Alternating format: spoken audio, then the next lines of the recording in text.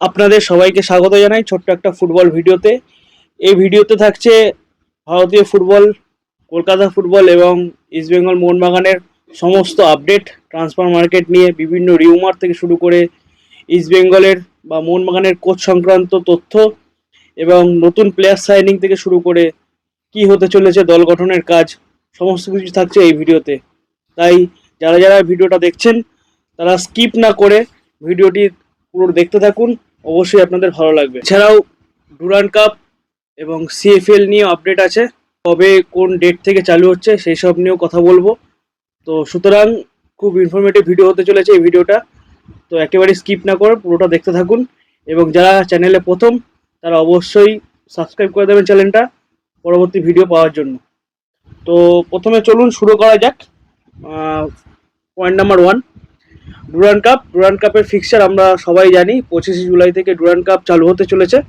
তার fixture already দিয়ে দেবে, এর মধ্যে একটা ভিডিও ডুরান্ড কাপের অফিসিয়াল পেজ থেকে পোস্ট করেছে, যে আগের বছরের ভিডিও নিয়ে 2025-এর কিছু ভিডিও গ্লিম্পেস নিয়ে পোস্ট করেছে, যে ইস্টবেঙ্গল মোহনবাগান যথারীতি আলাদা গ্রুপ এ এবং গ্রুপ বি। ওটা চারিদিকে যেটা ছড়াচ্ছে ওটা আগের বছরের, আমার মনে হয় না ওটা এবছরে সেম থাকবে, ওটা চেঞ্জ হয়ে যাবে। দেখা যাক দু একদিনের মধ্যে বা কিছু দিনের মধ্যে ডুরান্ড কাপ কমিটি ওটা ঠিক দিয়ে দেবে কোনটা কি আছে। এছাড়াও সিএফএল এর আপডেট, সিএফএলও চালু হয়ে যাবে এর মধ্যেই।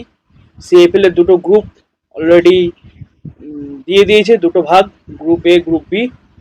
তো সেক্ষেত্রে ইস্টবেঙ্গল মোহনবাগান সেম গ্রুপে, মোহামেডান ডায়মন্ড হাবড়া অন্য গ্রুপে। ইস্টবেঙ্গল মোহনবাগান সাথে আরও 11টা টিম, মানে টোটাল 13টা দল গ্রুপে আছে। দুটো গ্রুপে 26টা দল প্রাথমিক পর্যায়ে আছে। তা এক্ষেত্রে ডায়মন্ড হাবড়া সুরুচি সংঘ এখনও যেহেতু কিছু জানায়নি তারা কি করবে, সেক্ষেত্রে তারাও এই গ্রুপে আছে। তো সেক্ষেত্রে দেখা যাক এর পরবর্তী কোনো ফিক্সচার বা গ্রুপ বিন্যাস যদি আবার চেঞ্জ হয় সেক্ষেত্রে আপডেট আপনাদেরকে দিয়ে দেবো। এরপরে আসি সবথেকে মেন আলোচ্য বিষয়, সবথেকে উল্লেখযোগ্য বিষয় ইন্ডিয়ান ফুটবল তথা কলকাতা ফুটবলের জন্য কলকাতা দলের দুই প্রধানের কোচ নিয়ে। দুই প্রধানের কোচ কিন্তু চেঞ্জ হবে এই বছর, নতুন মরশুমে নতুন কোচের তত্ত্বাবধানে দুটো দল খেলবে, দুই প্রধান খেলবে।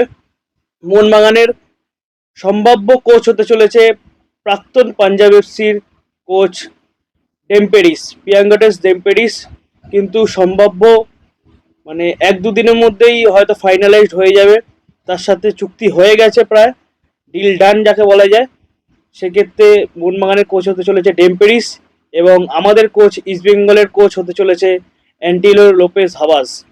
2-1 দিনের মধ্যে এটা পুরো পরিষ্কার হয়ে যাবে। সম্ভাব্য দৌড়ে একদম কিন্তু এগিয়ে রয়েছে, যাকে বলে 90% ডিল ডান, মানে একদম পেন অন পেপার না হলে কোনো কিছু ডিল ডান হয় না, একদমই ঠিক। কিন্তু এটা একদম মানে বলা যায় যে হয়ে গেছে, যাকে বলা যায় 2-1 দিনের মধ্যে এটা অফিসিয়াল হয়ে যাবে। আর ইস্ট বেঙ্গলের ক্ষেত্রে কিন্তু 2-1 দিন না, এটা সম্ভবত ইনভেস্টার বা ভালো স্পন্সার আগে ঘোষণা হবে, তারপরে কোচ ঘোষণা হবে। কিন্তু হাবাস কিন্তু ইস্ট বেঙ্গলের ফার্স্ট চয়েস, বা ইস্ট বেঙ্গলের এগ্রিমেন্টে হাবাস রাজি হয়েছে। এবার সেটা কত বছরের চুক্তি, 1+1 বছরের চুক্তি হয়তো রাজি হয়েছে হাবাস। সেক্ষেত্রে হাবাসই ইস্ট বেঙ্গলের কোচ এবছরের জন্য, নতুন মরশুমের জন্য।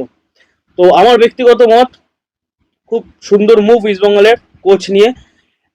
অ্যান্টনিও লোপেজ হাবাস কিন্তু ইন্ডিয়ান ফুটবলে তথা কলকাতার ফুটবলে খুবই মানে সফল কোচ, যাকে বলা যায়। শুধুমাত্র আইএসএল এ পুনে সিটি এফসির ওই টিমটাকে ভাঙা টিমটাকে না ধরলে, সেই সিজনটাকে যদি বাদ দিই, আমি এটিকে মোহনবাগান, তারপরে মোহনবাগান সুপার জায়েন্ট থেকে শুরু করে আই লিগে ইন্টারকাশি থেকে শুরু করে প্রত্যেকটা টিমকে সাফল্য এনে দিয়েছে এই অ্যান্টনিও লোপেজ হাবাস।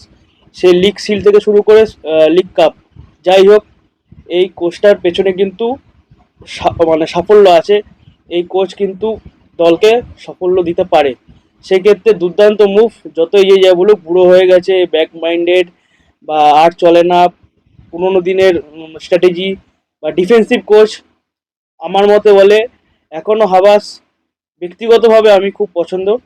যে আমি আমার ঘনিষ্ঠ মহলও জানে যে আমার ব্যক্তিগতভাবে হাবাসকে খুব ভালো লাগে, কারণ হাবাসের মেন্টালিটি চ্যাম্পিয়ন মেন্টালিটি একটা কোচের একটা টিমের জন্য কতটা এফেক্টিভ সেটা আমরা এর আগেও প্রমাণ পেয়েছি। সেক্ষেত্রে এই মানে মুহূর্তে দাঁড়িয়ে হাওয়াস ইস্টবেঙ্গলের জন্য দারুণ মুভ। ও কিন্তু বস, ঠিক আছে? ও ড্রেসিং রুমে কারো কথা শুনবে না, ড্রেসিং রুমে কোনো খবর দালালি একদম বাংলায় কোট আনকোট বলছি, মানে কারো নাক গলানো কিন্তু ও পছন্দ করবে না। সেক্ষেত্রে হাওয়াস খুব বেস্ট চয়েস ইস্টবেঙ্গলের ক্ষেত্রে। দেখা যাক ইস্টবেঙ্গলে কিরকম কাজ করে হাওয়াস। তো ভালো মুভ ইস্টবেঙ্গলে, দেখা যাক ইস্টবেঙ্গলও সাফল্য পাবে। সেক্ষেত্রে হোপ ফর দ্য বেস্ট হাওয়াস আমাদের কোচ। আমি মনে করি একটা দলের ফরওয়ার্ড লাইন বা স্ট্রাইকিং লাইন কিন্তু একটা দুটো বা তিনটে ম্যাচ জেতাতে পারে কোনো সিজনের বা কোনো টুর্নামেন্টের। ডিফেন্স লাইন বা তার ব্যাক লাইন কিন্তু তার ডিফেন্সিভ মাইন্ডসেট কিন্তু কোনো টিমকে চ্যাম্পিয়ন করতে পারে, ঠিক আছে? সেক্ষেত্রে হাওয়াস কিন্তু আমার জন্য খুব ভালো চয়েস। আমার মানে ক্ষেত্রে আমার পার্সোনাল মত হাওয়াসকে আমার খুব পছন্দের। তো দেখা যাক ইস্টবেঙ্গলে কিরকম কাজ করে, কতটা। এবং সেম মোহনবাগানেরও ডেম্পিরিস কিন্তু খুব ভালো কোচ, পাঞ্জাবের দুর্দান্ত ট্যাকটিক্যাল কোচ। পাঞ্জাবকেও ভালো জায়গায় নিয়ে গেছিলো। আশা করি মোহনবাগান এই টিমকে পেয়েও ডেম্পিরিস ভালো কাজ করবে। আর এফিয়াং সম্বন্ধে একটা কথা বলে দিই, এফিয়াং সম্বন্ধে যে ইস্টবেঙ্গল র্যাডারে ছিল, তো পাঞ্জাব কোচ মোহনবাগানে চলে যাওয়ার দরুন এফিয়াং কিন্তু আমার মনে হচ্ছে মোহনবাগানের দিকে 6 নম্বর বিদেশি হিসেবে সাইন করতে পারে। দেখা যাক, সেটা সময় বলবে কি হতে চলেছে। আর কেভিনও ইন্দোনেশিয়া চলে যাবে, যেহেতু আমরা সবাই জানি অস্কার ইন্দোনেশিয়া ভয়ঙ্কর এফসিতে সাইন করেছে।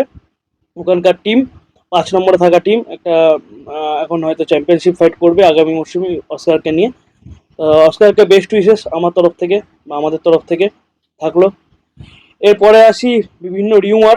কেভিন না থাকলে একটা রিউমার মানে ছড়িয়েছে জেভিয়ার মেন্ডেস বলে উরুগুয়ান প্লেয়ার বা উরুগুয়ান ডিফেন্ডার। এটা রিউমার ছড়িয়েছে, ইস্টবেঙ্গলের সাথে কোনো কানেকশন নেই আপাতত আমার কাছে যা খবর। তারপরে আমরা ড্যানিশ ফারুককে সাইন করেছি। ড্যানিশ ফারুকের সাথে আর একটা defender, Indian defender. Danish Farooq যেহেতু ডিফেন্সিভ মিডফিল্ডার, আর একটা ডিফেন্ডার আমরা কথা বলছি আব্দুল লাবির সাথে ইস্টবেঙ্গলের কানেকশন আছে। তরুণ তুর্কি থংবর সিংটোর আন্ডারে খেলেছে, তাই থংবর সিংটোর তত্ত্বাবধানে আব্দুল রবির সাথে কথা হচ্ছে। দেখা যাক এই ডিলটা হয় নাকি।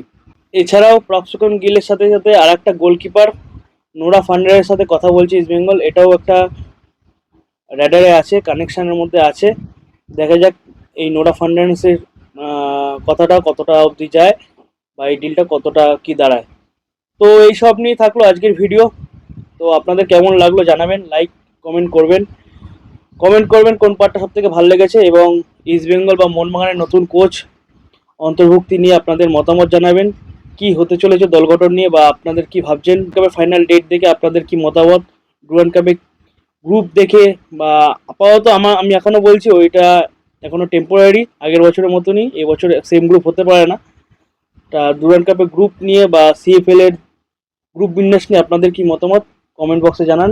এবং ইস্ট বেঙ্গলের কোন প্লেয়ার বা ফরওয়ার্ড লাইনে কোন প্লেয়ার আসলে আপনাদের মানে ভালো লাগবে সেটাও কমেন্ট বক্সে জানান। তো জয় ইস্ট বেঙ্গল বন্ধুরা, চলুন দেখা হচ্ছে নেক্সট ভিডিওতে।